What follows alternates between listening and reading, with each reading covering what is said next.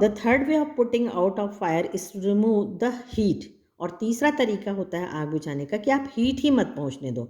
If the temperature can be brought down below the flash point, तो जैसा हमने अभी इसके पिछले पैराग्राफ में पढ़े थे कि फ्लैश पॉइंट होता है तो वो टेम्परेचर ही ना मिले, उसको आग जलने के लिए हीट ही ना मिले तो आग जलेगी कहाँ से। द फ्यूल स्टॉप बर्निंग, तो जो फ्यूल जल रहा है वो जलना बंद हो जाएगा यदि हीट नहीं होगी।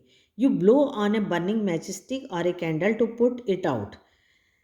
यू ब्लो ऑन ए, यदि आप फूंकते हो बर्निंग मैच स्टिक, यदि माचिस जल रही है और आप उसको फूंकते हो, और एक कैंडल या मोमबत्ती है तो वो क्या हो जाती है, बुझ जाती है। इट डूइंग सो, वो इसलिए you remove the hot air, आप क्या करते हो, जो गर्म हवा होती है उसको हटा देते हो अराउंड द फ्लेम, फ्लेम के पास से। Brighten down its temperature below the flash point, और जो उसका फ्लैश पॉइंट या टेम्परेचर होता है वो कम हो जाता है और वो बुझ जाती है। तो कभी आपने सोचा होगा कि हम खाली फूंक मारते हैं और वो बुझ क्यों जाती है। तो वो बुझ इसलिए जाती है क्योंकि हम उसके आसपास की जो गर्म हवा होती है, जो उसका फ्लैश पॉइंट या टेम्परेचर होता है उसको हम कम कर देते हैं और वो बुझ जाती है। And the candle goes out. Sometimes water is spread on A fire, और कभी कभी हम आग बुझाने के लिए क्या करते हैं, पानी भी स्प्रे करते हैं। It absorb heat from the burning fuel and lower the temperature, वो क्या करता है, जो फ्यूल रहता है उसको बुझा देता है और टेम्परेचर को भी कम कर देता है।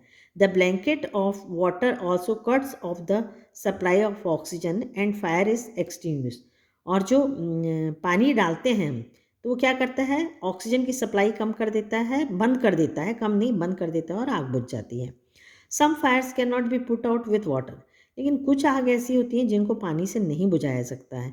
If water is spread into an oil fire, यदि कहीं तेल में आग लगी है और आप उसमें पानी स्प्रे करते हो, the oil will float to the top of the water, तो तेल जो है पानी से हल्का होता है इसलिए वो ऊपरी सतह पे तैरता रहता है, एंड कंटिन्यू टू बर्न, और इसलिए वो लगातार जलता रहता है। This can be very dangerous, और ये बहुत खतरनाक होता है, because water can flow quickly, क्योंकि जो पानी में है आग बहुत तेज़ी से फैलती है। Carrying the burning oil with it and spreading the fire, और जो पानी में तेल तैरता रहता है उससे आग और तेज़ी से फैलेगी। Water should also not be used on fire caused by electric appliances, और यदि इलेक्ट्रिक में कहीं आग लगती है, शॉर्ट सर्किट में आग लगती है, कहीं इस तरह की चीज़ों में आग लगती है, तो उसको भी हम पानी से नहीं बुझा सकते।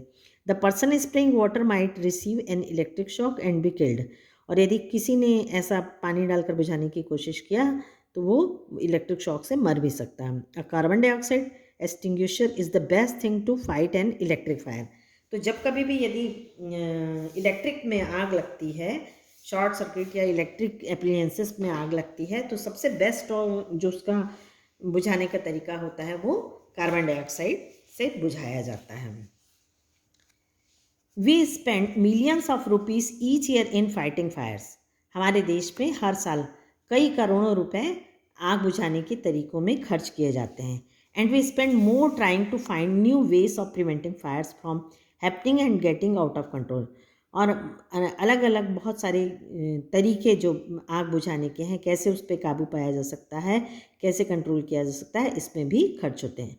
On the whole, we have learned rather well to control fire and put it to good use in our everyday life. तो हमने ये देखा कि यदि आग लग जाती है तो उस पर कैसे कंट्रोल पाया जा सकता है, और जो फायर है वो हमारी डेली लाइफ में किस तरह के यूज़ होते हैं। लॉन्ग अगो, पहले के समय में, देयर वेयर नो फायरमैन, जब पहले आदमी नहीं रहा करते थे, ये मतलब फायर फाइटिंग या इस तरह की चीज़ें नहीं रहती थी। व्हेन फायर ब्रोक आउट, और जब कभी आग लग जाती थी, everybody became a firefighter, हर कोई इंसान क्या बन जाता था, फायर फाइटर बन जाता था। पीपल फॉर्म ह्यूमन चेन्स, एक चैन बना ली जाती थी जैसा आप पिक्चर में देख रहे हो, और they still do it required and pass buckets of water from A well और ए पैन टू द ब्लेज, और चाहे तालाब से, कुएं से, किसी से भी पानी एक दूसरे को सब देते जाते थे चैन बना के। Now there are laws about building construction which ensure that space is left between buildings to reduce the fire risk. अब जो कंस्ट्रक्शन हो रहा है उसमें स्पेस नहीं होता है, सटा के एक दूसरे से बिल्डिंग बनती है, जिससे क्या होता है, ये और रिस्क आग लगने की बढ़ जाती है।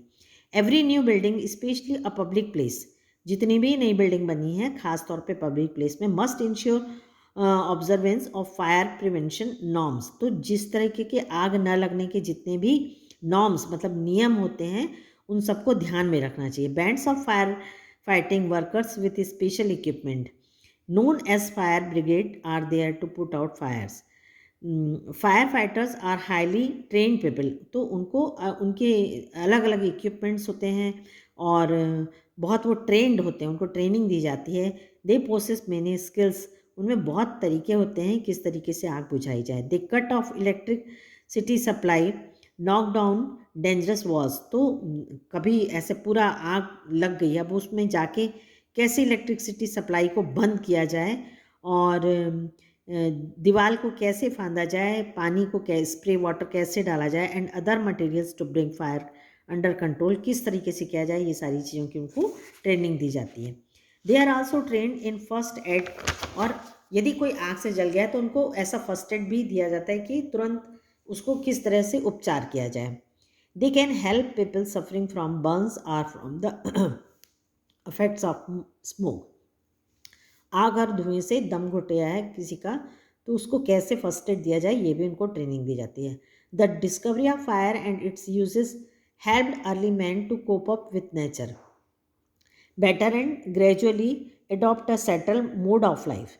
तो आग की जो खोज हुई थी उससे अर्ली मैन जो है कोप अप मतलब आगे बढ़ा उसने और नेचर से पे एक बहुत सक्सेस पाया उसने और धीरे धीरे उसकी जो लाइफ है वो बहुत अच्छे से सेटल होने लगी। Fire is still worshipped in many parts of the world.